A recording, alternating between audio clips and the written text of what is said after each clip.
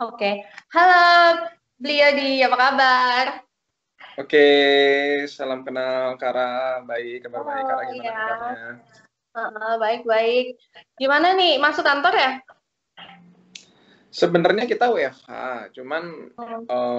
beberapa hari terakhir ada beberapa staf yang pingin kerja di kantor, mungkin karena bosen ya Oh, kerja di rumah ya gitu. Ya kan. akhirnya kantor kita buka, cuman bukan wajib gitu loh. Kalau mau ke kantor silakan, kalau mau tetap dari rumah silakan. Yang penting kerjaan beres dan terkoordinasi gitu aja sih. Oke deh, gimana nih jadinya? Diceritain mungkin awalnya tuh gimana sih bisa mendirikan perusahaan ini, terus ada apa aja, servisnya apa aja.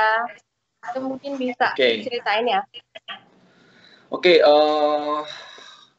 Nama perusahaan kita punya brand itu namanya Red ya.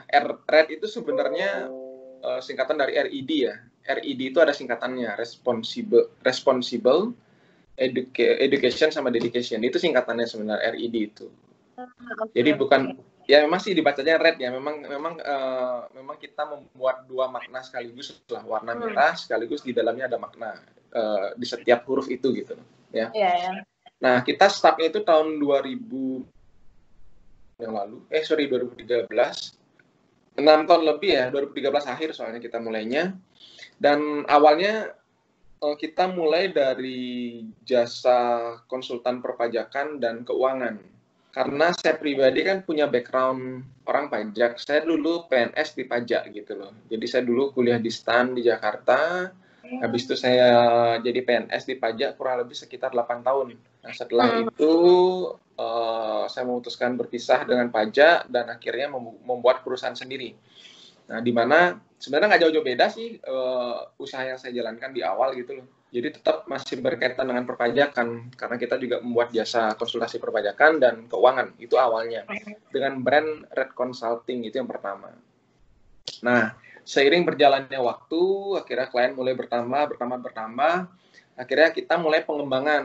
Nah, ini sebenarnya pengembangan ini sesuai dengan kebutuhan klien aja karena klien mulai minta bisa nggak ngurus ini, bisa nggak ngurus itu dan sebagainya gitu kan. Oh iya, iya. Nah, singkat cerita muncullah brand kedua yang namanya Red Management. Nah, kalau di Red Management sendiri, dia lebih fokusnya untuk ngurus pertama, ngurus legalitas, ya. Nah, legalitas ini kan sebenarnya sesuatu hal yang penting ya untuk perusahaan ya. Dimana ketika Iya. perusahaan membangun usahanya, hal yang pertama yang harus dia bereskan itu adalah legalitasnya, izinnya dulu gitu loh. Ibaratnya izin ke pemerintah, ke pemerintah setempat ataupun pemerintah pusat untuk menjalankan sebuah perusahaan kan begitu. Nah, kita mulai masuk ke ranah itu ya. Kita di Red Management sendiri kita bisa membantu perusahaan untuk untuk membantu pengusaha untuk setup perusahaannya dari setup yang paling simple yang ngurusin UD, habis itu ngurusin CV, sampai yang skala PT perseroan terbatas sampai ke perusahaan internasional pun dalam arti PMA kita juga bisa bantu untuk setup seperti itu. Itu Red Management. Nah, di Red Management sendiri selain legalitas, kita juga ada jasa penyusunan SOP, Standard Operation Procedure. Jadi bagaimana kita membantu perusahaan untuk menyeting atau mau men-setup SOP-nya sehingga perusahaan ini bisa berjalan dengan lebih baik lagi seperti itu. Nah, habis itu setelah SOP kita juga ada manajemen HRD. Nah, manajemen HRD ini bagaimana kita membantu perusahaan untuk menata sistem HRD-nya, menata manajemen SDM HRD-nya. ya. Jadi pada prinsipnya Red Management ini dia lebih ke bagaimana menata internal perusahaan, lebih ke situ sebenarnya. Dari ngurus izinnya, habis itu ngurusin sistem HRD-nya dan juga SOP-nya seperti itu. Iya, iya. Nah, berkembang lagi, klien mulai masuk lagi, semakin berkembang, akhirnya ya karena kebutuhan lagi, akhirnya kita masuk ke brand ketiga yang namanya Red System. Nah, Red System ini sebenarnya bergerak di bidang IT. Ini seperti software house ya. Jadi kita punya tim yang memang sangat sangat kompeten di bidang IT dan bisa membantu perusahaan untuk membuat website contohnya dan juga membuat software juga membuat operating system untuk perusahaan-perusahaan seperti itu. Apalagi kita tahulah zaman sekarang teknologi ini tidak bisa dipisahkan dari kehidupan kita ya. Teknologi ini Iya. sudah dalam dunia bisnis ini sudah menjadi partner yang tidak bisa dipisahkan. Karena itu kita masuk ke ranah itu. Habis itu yang keempat, nah ini yang keempat ini yang baru sekali kita launching awal tahun ini, itu namanya Red Studio. Jadi Red Studio ini lebih ke bagaimana online branding dan online marketing. Bagaimana kita membranding sebuah perusahaan dan memarketingkan sebuah perusahaan lewat online, ya, lewat Google, lewat sosial media. Bagaimana cara menata itu. Nah, itu yang baru kita launching kemarin di Januari. Ya, kurang lebih seperti itu. Perusahaan kami ya kurang lebih sudah 6 tahun lebih berdiri. Dan kita sekarang menghandle kurang lebih hampir ya 200 klien lah kurang lebih ya. Perusahaan dan orang pribadi. Di Bali dan luar Bali ya pasti, tentunya ya. Ya, Bali luar Bali. Cuman mayoritas masih di Bali ya. 95% lebih di Bali ya. Oke.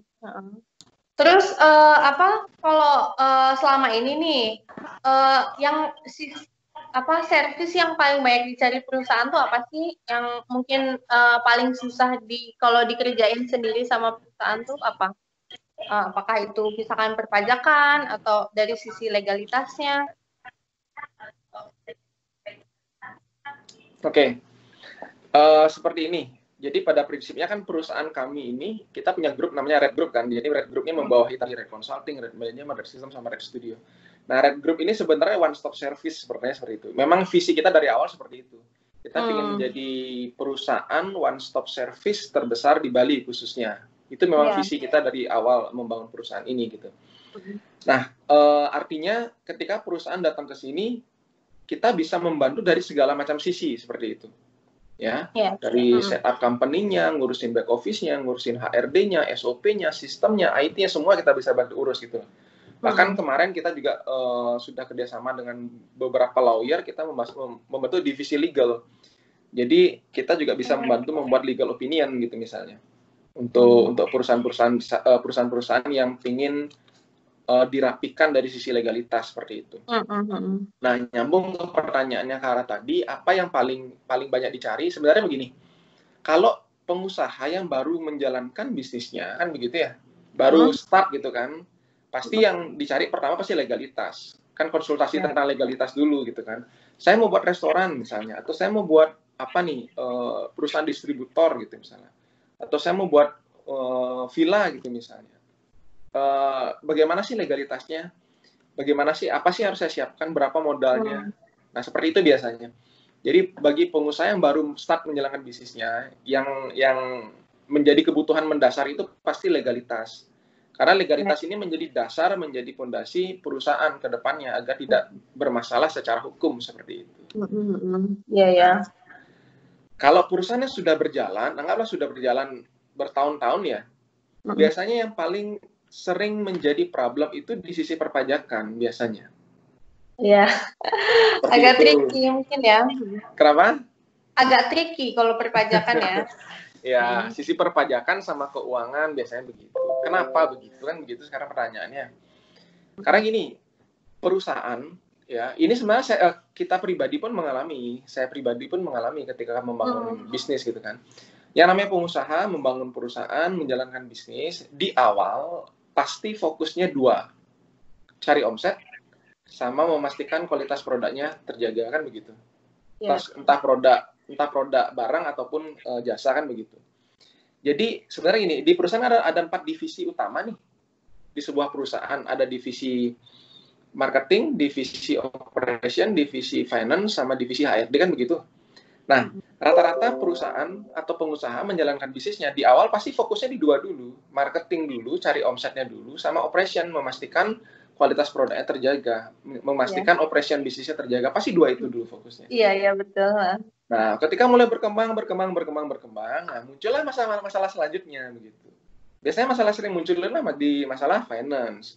Karena mulai merasa, uang saya masuk banyak, pengeluarannya mulai tidak terkontrol, mulai kebingungan, nih profit saya sebenarnya berapa sih?